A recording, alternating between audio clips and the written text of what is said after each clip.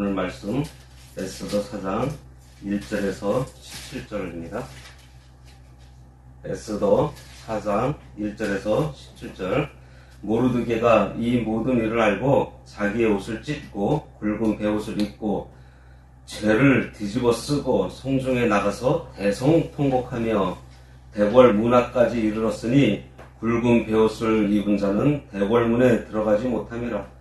왕의 명령과 조소가 각 지방에 이르매 유다인이 크게 애통하여 금식하며 울며 부르짖고 굵은 베옷을 입고 제 눈자가 무수하더라.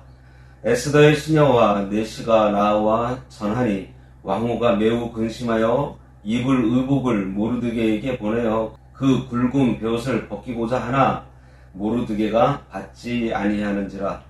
에스더가 왕의 어명으로 자기에게 가까이 있는 내시 하닥을 불러 명령하여 모르드게에게 가서 이것이 무슨 일이며 무엇 때문인가 알아보라 하매 하닥이 대궐 문 앞 성중 광장에 있는 모르드게에게 이르니 모르드게가 자기가 당한 모든 일과 하만이 유다인을 멸하려고 왕의 금고에 바치기로 한 은의 정확한 액수를 하닥에게 말하고 또 유다인을 진멸하라고 수산궁에서 내린 조서 초본을 하닥에게 주어 에스더에게 보여 알게 하고 또 그에게 부탁하여 왕에게 나아가서 그 앞에서 자기 민족을 위하여 간절히 구하라 하니 하닥이 돌아와 모르드게의 말을 에스더에게 알림해 에스더가 하닥에게 이르되 너는 모르드게에게 전하기를 왕의 신하들과 왕의 각 지방 백성이 다 알거니와 남녀를 막론하고 부름을 받지 아니하고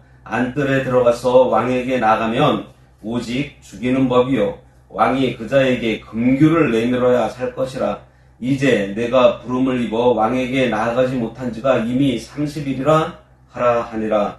그가 에스더의 말을 모르드게에게 전하매 모르드게가 그를 시켜 에스더에게 회답하되 너는 왕궁에 있으니 모든 유다인 중에 홀로 목숨을 건지리라 생각하지 말라. 이때 내가 만일 잠잠하여 말이 없으면 유다인은 다른 데로 말미암아 노임과 구원을 얻으려니와 너와 내 아버지 집은 멸망하리라. 내가 왕후의 자리를 얻은 것이 이때를 위함이 아닌지 누가 알겠느냐 하니 에스더가 모르드게에게 회답하여 이르되 당신은 가서 수산에 있는 유다인을 다 모으고 나를 위하여 금식하되 밤낮 3일을 먹지도 말고 마시지도 마소서. 나도 나의 시녀와 더불어 이렇게 금식한 후에 규례를 어기고 왕에게 나아가리니 죽으면 죽으리이다 하니라. 모르드게가 가서 에스더가 명한 대로 다 행하니라. 오늘 말씀의 제목은 죽으면 죽으리라입니다. 하나님 나라의 백성의 삶은 무엇이고 어떤 것일까요? 지난주에 우리는 영적 전투와 관련된 사탄의 유혹에 대해서 살펴봤습니다. 사탄의 유혹에 넘어진 삼손의 이야기는 우리에게 중요한 교훈을 줬어요. 삼손만이 아니라 그 후 이스라엘의 왕이 된 사울은 처음에 겸손한 자리에서 떠났고 하나님의 음성보다 사람의 음성을 더 두려워하는 존재가 되어 무너져 버렸습니다. 반면에 이 영적 싸움에서 승리한 사람들도 있어요. 엘리사와 같은 사람은 이 싸움에 최전선에 서겠다면서 자원함으로 하나님을 찾고 구하며 나섰습니다. 이렇듯 우리는 성경 안에서 영적 전투에 대한 다양한 모습의 인물들을 볼 수가 있습니다. 그리고 성경의 많은 부분은 이 전투에 있어서 방어적인 측면에 대한 것들이 있어요. 그러나 방어만 해서 이기는 전투는 사실 거의 없습니다. 결국 방어는 공격을 위한 것이라고 볼 수 있어요. 세상에서는 공격이 최상의 방어라는 말도 있습니다. 그러니 성도들은 세상이 공격하는 것을 당하면서 방어만 할 것이 아니라 세상을 향해 나가고 세상에 대해 적극적으로 대항하여 싸워야 하는 거예요. 오늘 본문의 에스더는 영적 전투에서 적극적인 공격에 대한 교훈을 주고 있습니다. 하나님의 말씀이 선포되고 그 말씀에 인간이 반응하여 영원한 생명을 소유하게 된 구원받은 성도는 반드시 이전에 경험한 적이 없는 전투를 치르게 됩니다. 그 이유는 그가 이제는 영적으로 죽어있는 세상에 영적으로 산자가 되어 살기 때문이에요. 요즘은 좀비 영화가 많아서 이런 부분을 쉽게 이해할 수 있을 것 같은데요. 좀비들은 절대 좀비들을 괴롭히거나 공격하지 않습니다. 좀비는 오직 산자를 찾고 산자를 공격하고 산자를 죽은 자, 곧 자신들과 같은 좀비로 만들기 위해 찾아가요. 그런 좀비들의 세상에서 이미 죽은 자나 죽은 것 같이 잠을 자는 사람들은 편합니다. 왜? 공격당하지 않으니까. 전쟁 자체가 없어요. 그런데 그런 죽은 상태에 있던 어떤 인간에게 하나님의 은혜가 임했습니다. 이 은혜는 너무 강력해서 죽은 자를 살려내요. 아무것도 느낄 수 없는 시체였는데 그 시체였던 우리가 살아나 버린 거예요. 그리스도께서 우리를 위해서 어떤 일을 행하셨는지 깨닫게 된 것입니다. 어떤 일을 행하셨죠? 우리 죄, 내 죄를 다 짊어지시고 십자가에서 돌아가셨어요. 나 때문에. 이것이 믿어지는 것을 우리는 구원받았다고 합니다. 모든 것이 다 하나님의 은혜의 결과예요. 구원받음, 거듭남은 사람들로 하여금 큰 기쁨을 안겨줍니다. 그래서 이 기쁨으로 말미암아 이제껏 살아온 많은 부분에서 변화를 소원하게 돼요. 왜요? 산자는 더 이상 이전에 죽은 자처럼 살 수 없기 때문이에요. 그런데 이 변화가 쉽지가 않습니다. 왜냐하면 죽은 자들이 살아난 우리를 가만히 두지 않기 때문이에요. 이것이 영적인 전쟁입니다. 그리스도 안에서 새로운 생명을 갖게 된 성도라면 모두 느끼는 어려움이에요. 이 싸움을 견뎌내지 못하면 죽은 자들 사이에 다시 자리를 펴고 눕게 되는 거예요. 그 후에 그 성도의 영혼의 상태는 그 이전보다 더 심각한 무감각의 상태가 되고 맙니다. 회개한 다음에 더 큰 마귀가 들어온다고 했잖아요. 이런 경험을 한 사람들의 특징이 신앙적인 냉소입니다. 이런 말 많이 들어보셨을 거예요. 나 예전 해봐서 다 알고 있어. 다 해봤다니까? 라고 말하는 거예요. 그러면서 그래도 안 되던데? 라고 말합니다. 신앙적 냉소주의자가 된 그들은요, 철저하게 대충 살게 돼요. 교회 생활은 해요. 그런데 절대 열심히, 전심으로 하는 경우가 없습니다. 왜요? 해봤다고 생각하기 때문이에요. 이것을 사망의 잠이 들었다고 하는 거예요. 죽은 것은 아니에요. 그러나 살아있음으로 만들어내는 성장과 열매가 없어요. 많은 성도들이 이런 잠을 자고 있습니다. 그리고 이런 영혼들에게 하나님께서 그들을 사망의 잠에서 깨우기 위해서 가끔 강력하게 찾아오시는 때가 있어요. 이것을 각성이라고 합니다. 각성. 그런데요, 하나님의 백성이 잠에서 깨어나는 것을 무지하게 싫어하는 사탄은 이렇게 깨어나려고 하는 순간에 우리를 내버려 두지 않아요. 일어나려고 하는 우리에게 와서 이불을 탁 덮어주면서 말합니다. 야, 너 지금 너무 오버하고 있는 거야. 너무 광적으로 나가면 안 돼. 막 잠에서 깨어나려고 마음 먹었는데 사탄이 우리를 더 깊은 잠으로 끌고 가려고 해요. 일어나지 못하게 하려고 합니다. 이때 무너지면 우리는 더 깊은 잠에 빠지게 되어 있어요. 다시 전쟁 없는 영혼의 잠을 선택하게 되는 것입니다. 그러니 아무런 변화도 일어나지 않는 거예요. 우리가 거듭났다면 이제 우리는 이전과 전혀 다른 삶으로의 초청을 받은 것입니다. 그리고 우리는 그 변화의 자리로 가는데 반드시 필요한 것이 우리의 의지예요. 이것은 적극적으로 무엇이든지 하겠다라고 하는 과감한 결단을 요구하고 있습니다. 삼손의 이야기에서 본 것처럼 사탄이 우리를 잠들게 하려고 모든 것을 거는 것처럼 우리도 이러한 전투에 모든 것을 걸어야 돼요.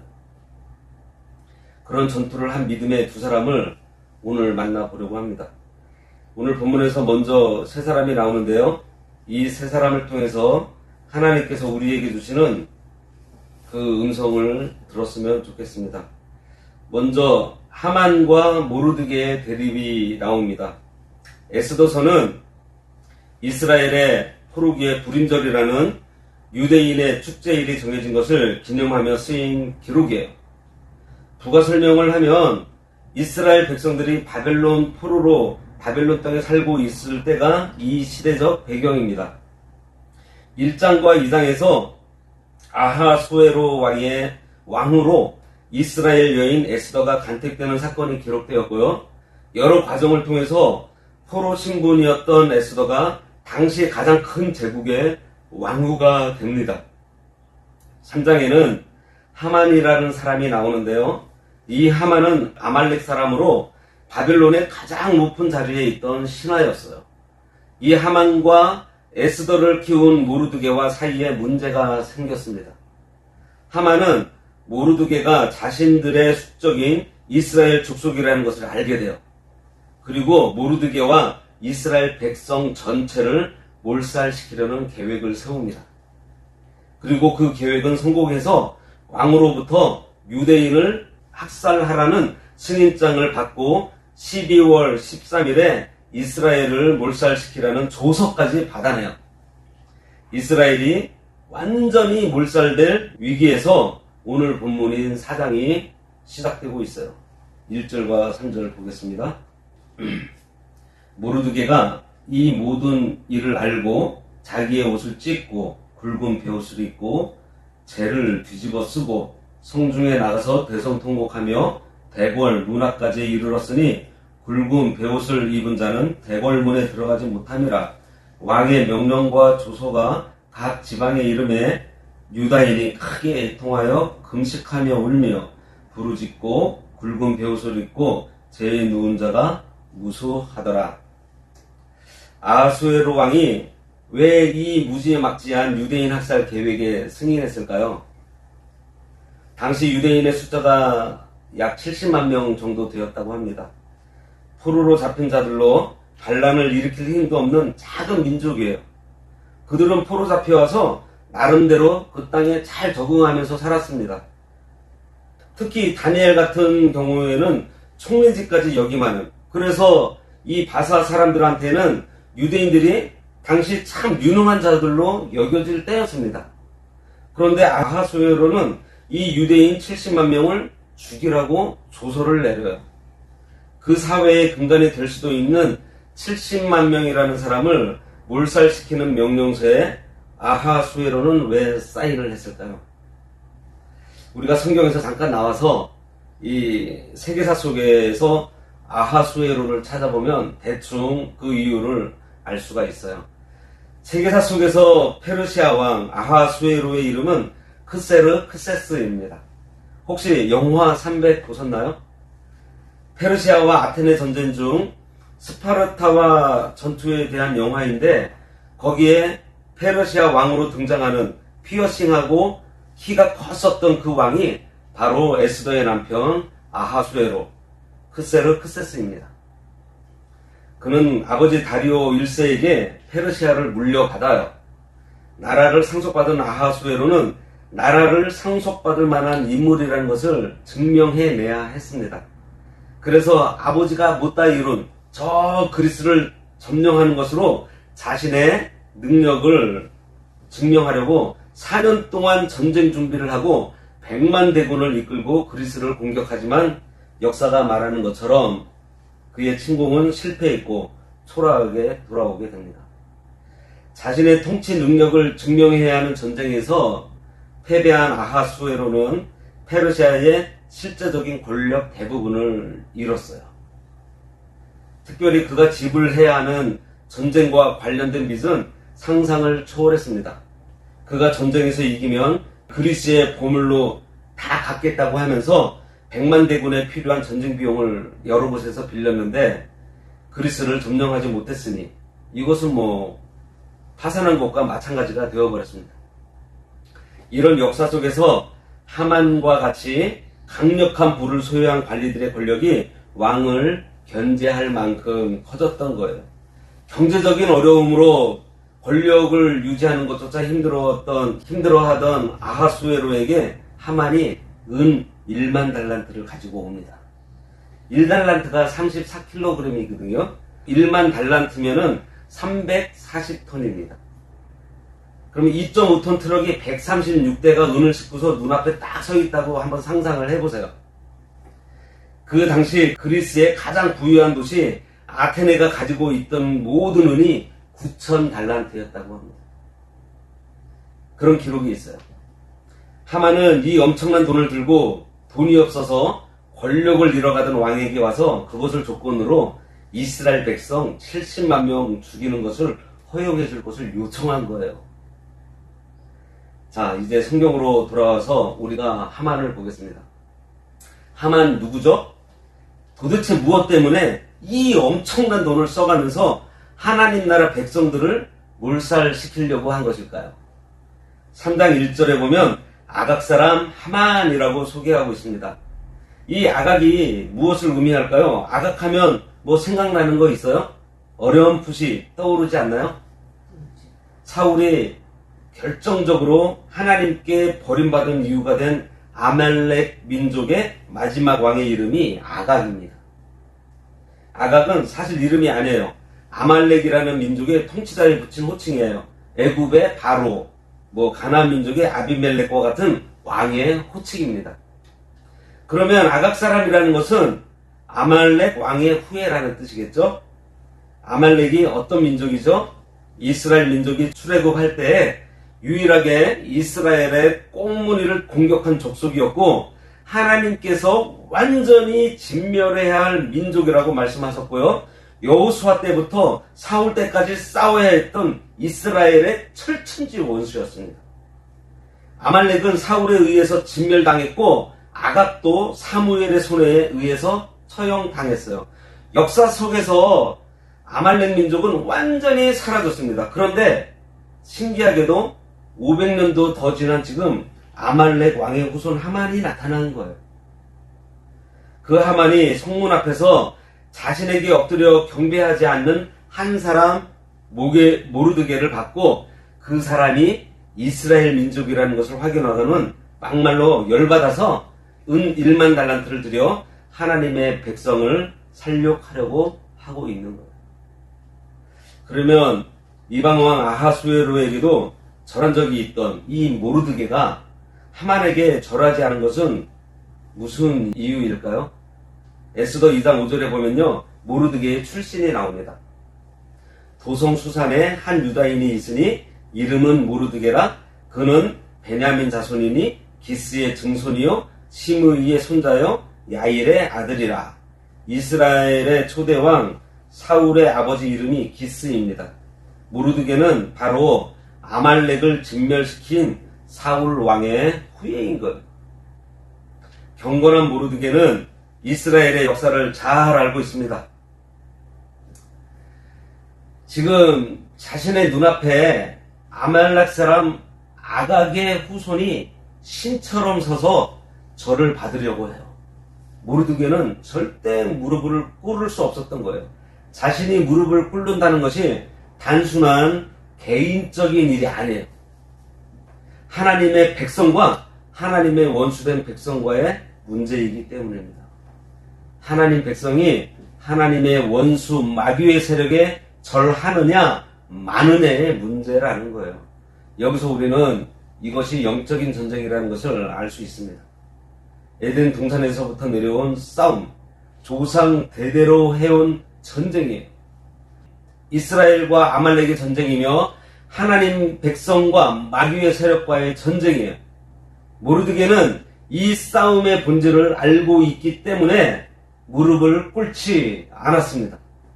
하만 역시 모르드게 한 명을 본 것이 아니에요.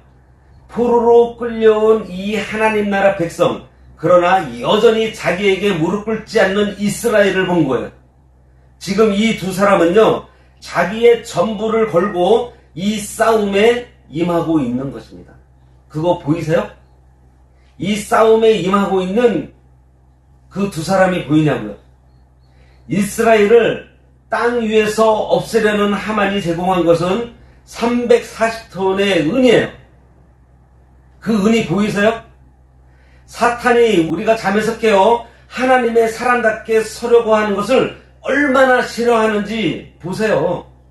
우리가 하나님께 나아가는 것, 우리가 영적인 잠에서 깨어나는 것, 우리가 정신을 차리고 이 시대가 속삭이는 그 소리로부터 귀를 닫고 하나님을 향해 귀를 열면서 우리가 과감하게 하나님 앞에 서는 것을 막기 위해서 그 어떤 것도 아끼지 않는 사탄의 그 노력을 보라는 거예요. 이것이 우리의 변화를 막는 사탄의 열심입니다. 사탄은 모든 것을 걸었어요. 반면에 우리는 모르드게처럼 사탄의 공격에 맞서고 있나요? 우린 과연 어떤가요? 우리는 사탄과의 전투에 어떤 모습으로 일하고 있나요? 자신의 생명을 잃어버리는 것까지 각오한 모르드게의 각오가 있습니까? 지금 모르드게는요, 생명을 걸었습니다. 우리 삶 가운데 이미 들어와 있는 아말렉이 혹시 보이시나요? 우리를 유혹하고 우리를 다시 사망의 잠에 빠져들게 하는 습관적이고 반복적인 죄. 그리고 죄된 습관이 어떤 것이 있나요? 이것을 우리 삶 속에서 제거하기 위해서 우리는 무엇을 하고 있습니까? 정말 최선을 다해 우리의 전부를 걸고 이 죄와 싸우고 있나요? 자신의 전부를 걸고 달려드는 마귀와 죄의 세력 앞에 우리 역시 우리의 전부를 걸고 맞서야 함에도 불구하고 너무나 안이하게 이 전투를 바라보고 있지는 않습니까? 이것이 우리가 이 전투에서 자주 지게 되는 이유인 거예요. 9절에서 11절 보겠습니다. 하닥이 돌아와 모르드게의 말을 에스더에게 알림해 에스더가 하닥에게 이르되 너는 모르드게에게 전하기를 왕의 신하들과 왕의 각 지방 백성이 다 알거니와 남녀를 막론하고 부름을 받지 아니하고 안뜰에 들어가서 왕에게 나가면 오직 죽이는 법이요 왕이 그자에게 금규를 내밀어야 살 것이라. 이제 내가 부름을 입어 왕에게 나아가지 못한 지가 이미 30일이라 하라 하니라. 모르드게는 하만의 계략과 이미 그 계략에 의해 왕의 조소가 내려진 것과 민족 학살의 날이 12월 13일로 확정된 것까지 확인했습니다. 모르드게는 이 문제를 가지고 에스더를 찾아가요. 그러고는 에스더에게 네가 왕후이니 왕에게 나가서 이 일이 일어나지 못하게 말하라. 그 말을 하니 그 말을 듣고 에스더는 그냥 얼굴이 사색이 됩니다. 왕 앞에 나가지 못한 것이 한 달이나 되었는데 왕이 부르지 않았는데 왕 앞에 나갔을 때 왕이 금규를 내밀지 않으면 자기는 죽음을 당하게 된다고 말을 해요. 그때 모르드게는 포기하지 않고 말합니다. 13절과 14절 모르드게가 그를 시켜 에스더에게 회답하되 너는 왕궁에 있으니 모든 유다인 중에 홀로 목숨을 건지리라 생각하지 말라.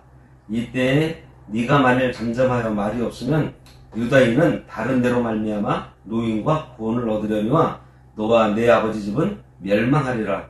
네가 왕후의 자리를 얻은 것이 이때를 위함이 아닌지 누가 알겠느냐 하니. 여기서 아는 것과 행하는 것이 일치되는 모르드게의 신앙을 우리가 보게 됩니다. 모르드게가 하고자 하는 말은 두 가지예요. 하나는 네가 왕에게 말하지 않아도 유다인은 다른 방법으로 하만으로부터 살육당하지 않고 구원을 받을 것이라는 것이고, 다른 하나는 네가 왕후 자리에 있게 된 것은 이때를 위한 것이 아닐까입니다. 이 두 가지는요, 신앙인에게 있어 가장 중요한 영적 전투 수칙이에요. 첫째, 모르드게의 확신은 에스더가 어찌하든 간에 유다인은 몰살당하지 않는다 입니다. 하나님의 언약에 대한 믿음, 반드시 노임을 받고 구원을 받게 된다는 확고한 믿음이 있어요. 모르드게에게 자기 백성을 지키시는 하나님에 대한 신뢰가 있습니다. 그들이 바벨론 포로로 있는 것은 그들의 죄에 대한 하나님의 징계예요.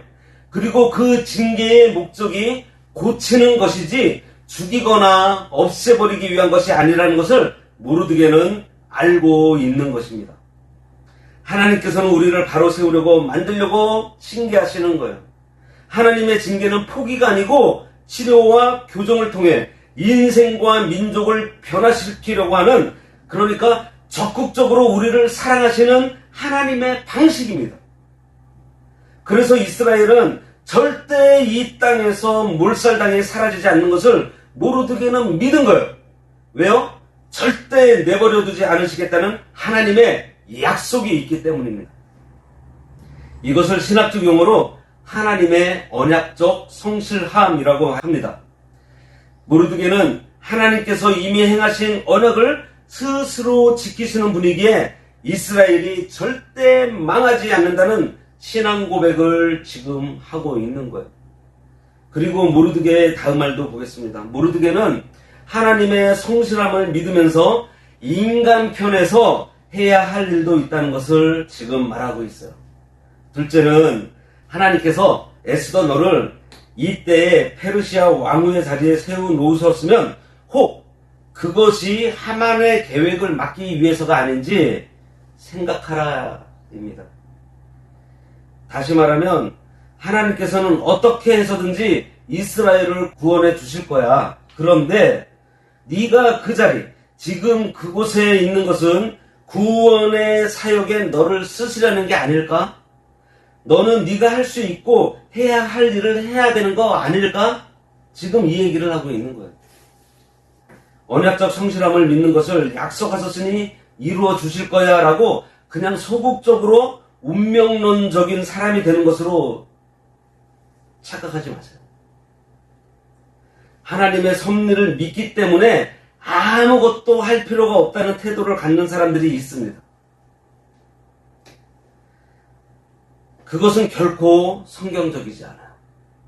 성경의 인물들은요, 하나님의 언약의 성실함을 믿었고 나아가서 그 언약이 지켜지는 그 자리에 동참했고 그 이기는 전쟁에 참여하고 싶어하는 사람들이었습니다. 죄와 싸우되 피 흘리기까지 싸워야 하는 거예요. 하지만 그렇게 싸웠어도 하나님의 섭리 가운데 우리가 원하는 방향으로 되지 않을 수도 있어요. 하지만 하나님께서 전쟁을 우리들에게 허락하여 주셨을 때는 그 전쟁에 앞장서서 싸워야 한다는 거예요. 모르드게는 하나님이 반드시 이스라엘을 구원하실 것을 정확하게 알고 있었고요. 그래서 하나님의 회복의 역사의 자리에 자신의 딸과 같은 에스더가 참여하기를 바라면서 에스더가 그 일을 하도록 적극적으로 밀어 넣은 것입니다. 이런 모르드게의 믿음이 언약적 성실함에 기초한 승리의 확신과 그 승리를 위해 오늘 누군가 일해야 한다는 것에 대한 확신이 있었다면 오늘 주인공인 에스더는 어떻게 했는지 또 살펴보겠습니다. 에스더는 민족의 위기에 대해 들었을 때 처음에는 적극적으로 왕 앞에 나가서 민족의 위협을 막아내겠다고 말하지 못했어요. 에스더가 그렇게 말한 것은요, 당시의 상황을 보면 엄살이 아닙니다. 당시 페르시아는 여러 차례 반란이 있었고요, 왕권은 약해졌고 왕을 시해하려는 여러 차례 시도가 있었어요. 암살의 위협을 느낀 왕은요, 자신의 주변에 이모탈 불사조라는 경호부대를 두었습니다. 정예 중 정예병인 이들은요, 보이지 않는 곳에서 왕을 보호했고 항상 활수위가 당겨져 있었다고 합니다. 그래서 왕이 허가를 받지 않은 자가 왕에게 나아갈 때 왕이 들고 있는 금규를 내밀지 않으면은 바로 그 활수위를 당겨서 그를 죽였대요. 그들은 감정 없는 살인기 같은 존재들이었어요. 왕후라는 신분이라도 이들에게 외외일 수는 없는 것입니다. 한 달 동안이나 왕에게 부름받지 못했던 에스더가 왕이 부르지 않았는데 왕에게 나아가다가 만일 왕이 금규를 내밀지 않으면 어떻게 되겠어요? 저 화살에 맞아 죽는 거예요. 우리는 성경에 나와 있는 위협들에 대해 주인공들의 심정이 어떠했을지 조금이라도 공감할 줄 알아야 합니다. 다니엘이 사자굴에 들어갈 때, 다니엘의 세 친구가 풀무불에 들어갈 때 에스더가 왕의 허락 없이 왕의 앞에 나아갈 때를 생각해 보세요. 그들도 우리와 같은 사람이에요. 진짜 무서웠을 것입니다. 왜 사자가 무섭지 않았겠어요? 불타는 풀무불이 어찌 두렵지 않았겠습니까? 당겨져 있는 저 보이지 않는 활수위가 왜 두렵지 않았겠어요? 이것을 남 얘기라고 너무 쉽게 생각하지 마시기 바랍니다. 그들은 지금 실제적인 두려움 속에 있는 거예요. 에스더는 정말 죽을 것 같았어요. 30일이나 자기를 찾지 않았던 왕이에요. 아하수에로 왕. 이 크세르크세스는 결코 관대한 왕이 아닙니다. 규례를 어기고 자기 앞에 나온 왕후를 보고 금규를 내밀지 않을 수 있는 사람이에요. 에스더가 왕후 되었을 때도 보세요. 그 이전에 왕후가 조금 잘못한 걸 가지고서 바로 그냥 패해버리잖아요. 그 두려움 속에서 에스더는 이렇게 대답합니다. 16절입니다. 당신은 가서 수산에 있는 유다인을 다 모으고 나를 위하여 금식하되 밤낮 3일을 먹지도 말고 마시지도 마소서. 나도 나의 시녀와 더불어 이렇게 금식한 후에 규례를 어기고 왕에게 나아가리니 죽으면 죽으리이다 하니라. 에스더는 먼저 왕 앞에 나아가겠다고 선언합니다. 그러면서 모든 이스라엘 백성에게 3일간의 금식을 부탁해요. 그 후에 왕 앞에 나아가 하만의 계획을 막아보겠다고 합니다.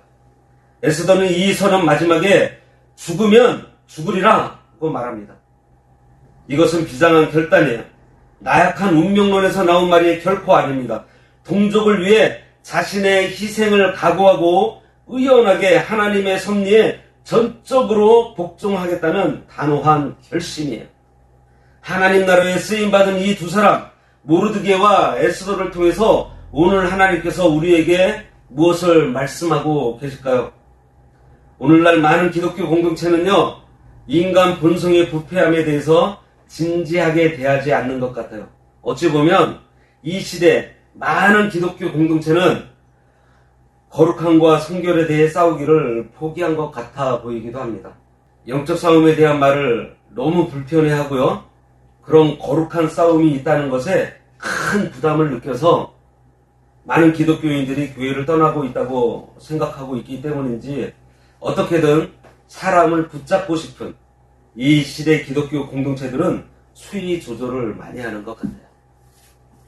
그러다 보니 주님의 공동체와 하나님 백성의 독특함이 거의 사라져간다는 생각이 듭니다. 하나님께서 이 땅에 세우시는 공동체의 모습이 혹시 이 땅에 남겨진 인기 없는 구루터기 같은 공동체가 아닐까 생각해 봤습니다. 화려하고 크지는 않지만 생명력 없는 이 뿌리로부터 떨어져 나와서 꽃병 속의 꽃 말고 볼품 없고 죽은 것 같은데 땅 깊숙이 뿌리 내리고 있어야 할 그 자리를 떠나지 않는 그루터기 말입니다. 수없이 많은 사람의 다양한 요구를 충족시키는 공동체가 아니라 주인 되신 하나님의 필요를 충족시키려고 자신을 내어드리는 거룩한 공동체 말입니다. 그런 공동체를 세우지 못하도록 사탄은 우리의 깨어난 영과 신앙 양심을 다시 잠재우려고 할 것이에요. 사탄은 자신이 가지고 있는 모든 것으로 우리를 우겨싸고 이제 막 깨어난 우리에게 다시 잠을 자라고 막 그 잠을 퍼부을 거예요. 그가 전력으로 싸우고 있으니 우리 역시 이 일에 전력을 다해야 할 것입니다. 에스더에게 죽으면 죽으리라고 하는 결단이 있었어요. 지금 이 순간 주님의 나라에 내가 뛰어들어가 그래서 하늘의 미랄이 되어 썩어질 장소와 시간을 선택하시기 바랍니다. 그리고 주님께 그 자리를 감당할 힘과 지혜를 구하세요. 이제껏 주를 위해 어떤 것도 약속해 본 적이 없는 인생이었다면 이 시간 주님의 얼굴을 향해서 약속을 올려드려 보세요. 그리고 결단하시기 바랍니다. 그렇게 능히 이루실 하나님과 함께 위대한 삶을 시작하는 우리 모두가 되었으면 합니다. 기도하겠습니다. 하나님 아버지, 세상의 악한 세력은 하나님의 백성들을 넘어뜨리기 위해서 은 1만 달란트를 들여 공격해오고 있는데, 이러한 때에 모르드게와 같이 죄악된 세상에 넘어져가고 있는 성도들을 보며 안타까워하며 그 죄악된 세력과 대항하여 싸울 때 맡은 바 자기 일을 잘 감당하면서 주권자 하나님께서 반드시 그의 백성들을 구원하신다는 그 확신을 가지고 살아가도록 저희들을 도와주시기 원하옵니다. 에스더의 자기 목숨도 내어놓고 하나님 나라 백성을 위해서 결단하며 나아가는 신앙을 가지고 하늘의 미랄처럼 생명력 있는 능력의 신앙생활을 하는 저희 제주광교회 모든 성도 되기를 원하오며 예수님의 이름으로 기도드리옵나이다. 아멘.